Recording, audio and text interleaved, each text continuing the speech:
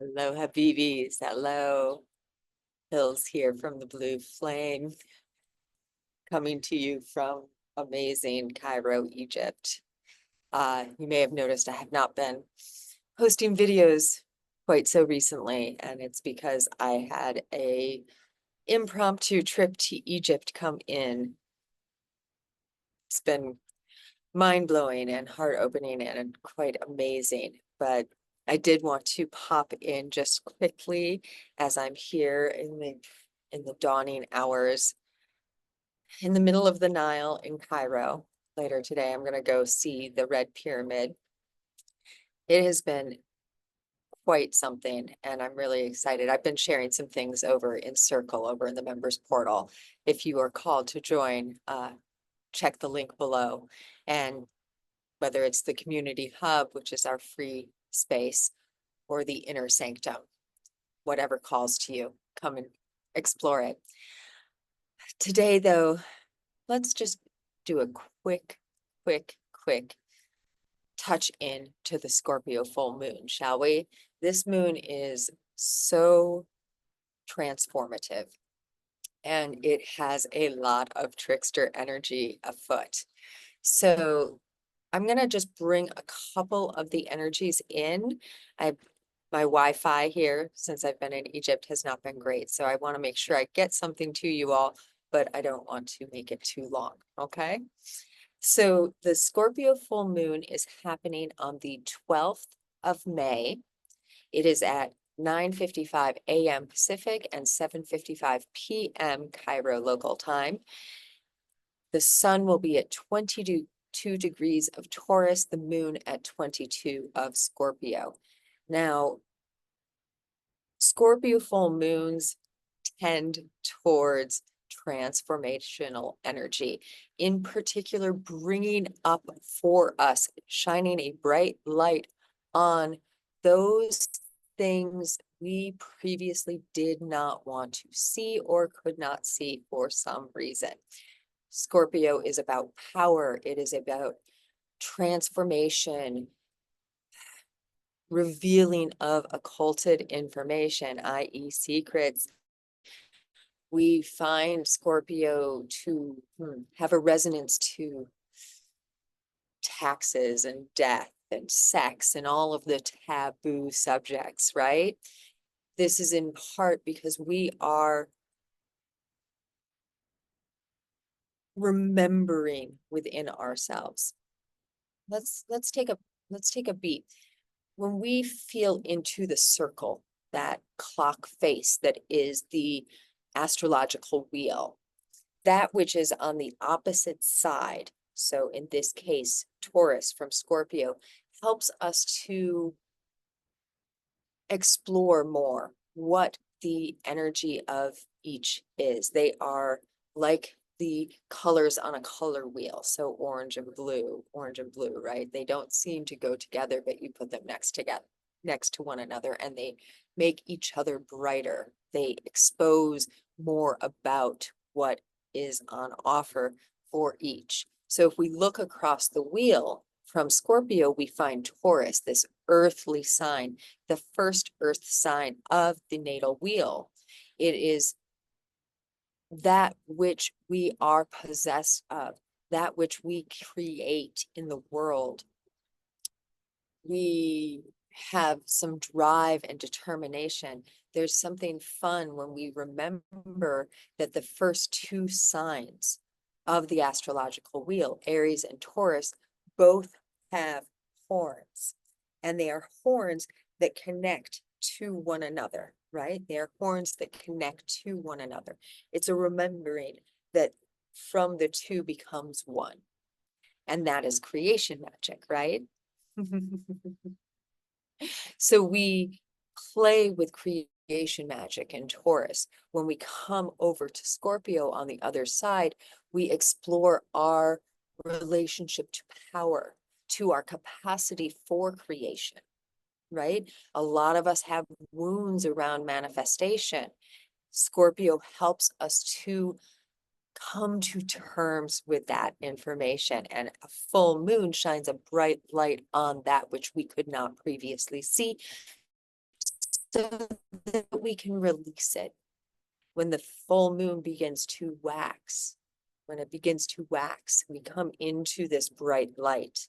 As the full moon begins to wane, which is what we'll have after Saturn, after the 12th, we're in that waxing now. It's getting bigger and bigger. That spotlight is getting greater and greater.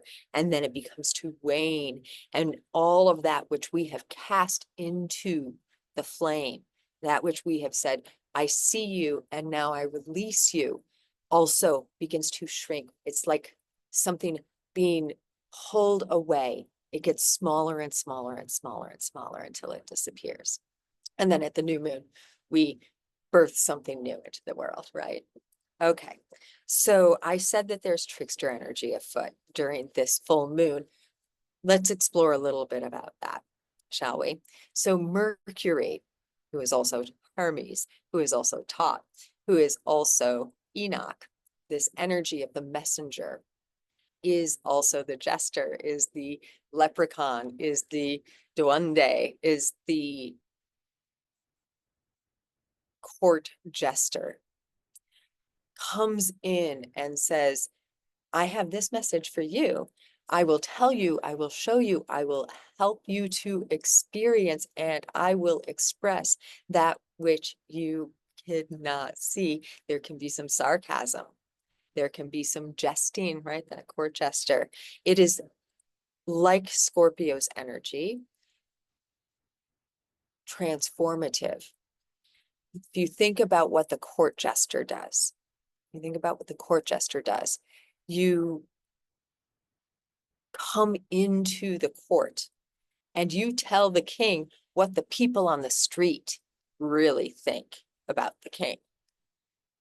And you do that bravely and boldly without concern for your own safety, right? This is part of the energy of Mercury. If we think about Hermes' story or Enoch's story, communicating with the Godhead to try and find more peace, more remuneration, more gentleness for those cast into the pit, so the fallen angels, right? Please, can there be some recompensation? Can there be some forgiveness? That ability to transit between all of the realms, which Mercury, Thoth have, that capacity to reveal the secrets of our creational capacity. This is all Mercury. Now, Mercury is also in Taurus now, having come fully through Aries after its retrograde, well out of shadow, coming out now and making, during this Scorpio full moon, an exact square, helping us to see in a new way to Pluto, now retrograde in Aquarius. How can we look at what we think the new age is supposed to be? How can we stop placing our vision upon others? Now, this Pluto retrograde is a huge energy for this rest of this season that we're in now, as we move through the June solstice and even through the fall equinox or the September equinox, depending on where you are. It could be spring, because the Pluto retrograde lasts all the way through October. This energy is asking us to really look at those places where we are judging how someone else is doing their shadow work, and also to experience our own in new ways, to find that unique flavor of shadow work that calls to us in this moment, because it will be constantly changing. It will be constantly changing. Sometimes we need to have a deep, dark night of the soul that is abundantly obvious to us and everyone around us. Sometimes it needs to be more subtle. And this particular full moon is working in the subtle realms, being in fixed signs. Okay? So,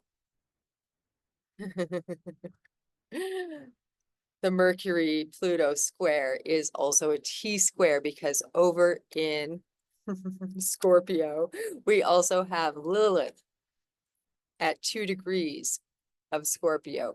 We have Hekate at 4 degrees in retrograde in Scorpio. And we have Black Moon Lilith at 5 degrees in Scorpio. This is a lot of dark goddess and whole Hekate energy, right? We are coming into a greater connection with who we truly are, but we have to get into those depths. We have to explore where we judge the maiden, where we judge the mother, and where we judge the crone aspects of ourselves. And I'm not talking about physical female forms. This could be you as a male judging a female in your life who's a mother or a maiden or crone. It could be you judging those aspects of yourself. As a female, it could be you judging your maidenhood, your motherhood, or your cronehood. It could be how you judge others. There's a lot in this full moon about our judgments. How we perceive others is a reflection of how we perceive ourselves. So really, really, if you can, let yourself feel when you're judging someone, because there for the sake go I, right? If you feel a judgment towards another person, thing, place, chances are it is hitting something deep within yourself. That Taurus energy is that which we possess, remember? It is those things which we are possessed of. When we think about possession, it is not those things that we hold, those things that we own, but also we talk about being possessed of spirit, right? These are the things that we take into our body in whatever form we happen to take them in. It is the news that we watch. It is the media that we take in. It is the conversations that we have, the music that we listen to, the food that we eat, the water that we drink, the conversations, the judgments, the thoughts that we think. Okay? So as we are moving through this really powerful and transformative Scorpio full moon, can we explore how our judgments of those around us, that which is around us, the world around us, are reflections of the judgments we have towards ourselves. And through that remembering, through that witnessing, through allowing that bright spotlight to shine on those aspects of ourselves that we judge, release those judgments. This could be a journaling exercise. This could be a walking meditation. As I always say, feel in for yourself because you know how best to navigate these energies. Now, I will say over in the members portal for the inner sanctum, we will be having, obviously, because I will be here in Cairo. Actually, I'll be in Alexandria for a little bit of the full moon too. We will be having our violet blue flame release ceremony, healing, remote healing, live on location here. I'm going to be posting more details about that. But I have been having a very powerful journey with Sekhmet since I have been here. And so with Sekhmet being exactly trine Kali, her sister in the Hindu pantheon, I have a feeling that in addition to working with that mercurial energy, with that Plutonian energy, with the Sphinx energy, we will be working very strongly with the Sekhmet energy, with that energy of the demon slayer rising up into empowered, seated empowerment, healing divine mother energy. And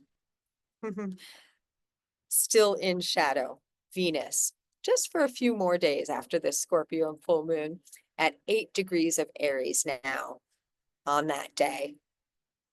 Sekhmet and Venus will be making a nice square to one another as well. Sekhmet at 6 of Cancer, Kali at 6 of Pisces. There's one final piece to bring in before we close. Let me feel.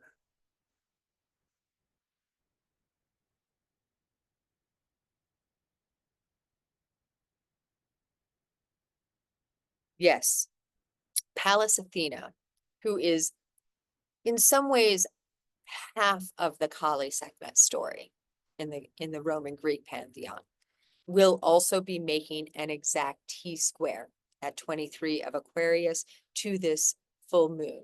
So maybe, just maybe, as we come through this questioning of who we are, what we are possessed of, what we are throwing, the shade that we're throwing around us that is a reflection of that which we throw at ourselves, we can also help that energy, that battling, warring energy of Pallas Athena within all of us come into our state of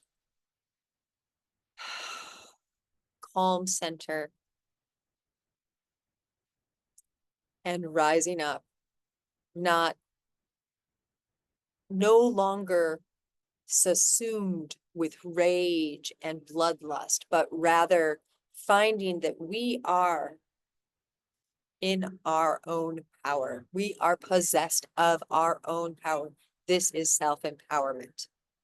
And through that self-empowerment, we don't need to ask anyone else to change themselves. We do not need to say, you have to wear this, you can't wear that.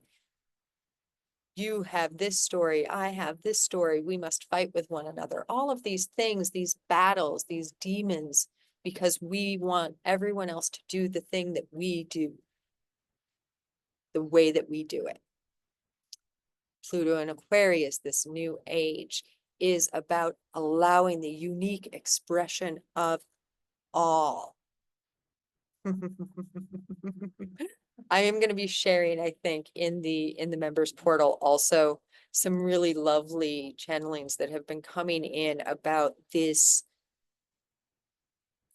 story between Sekhmet and Kali and Athena, and I'm really excited about it. I'm really excited about it. On that note, please do like, subscribe, all the things. Leave me a comment if you're called to leave me a comment. And if Circle calls to you, if you want to join the community, that outer sanctum, or if you want to come into the inner sanctum, I have some really lovely content in there, and we are really moving in this community space together in a beautiful way. It would be an honor to welcome you in. And now, my loves, Habibis, as always, in the always, from the dimensions of the all and beyond the beyond. So much and many loves to you, and deep, deep gratitude. Until next time.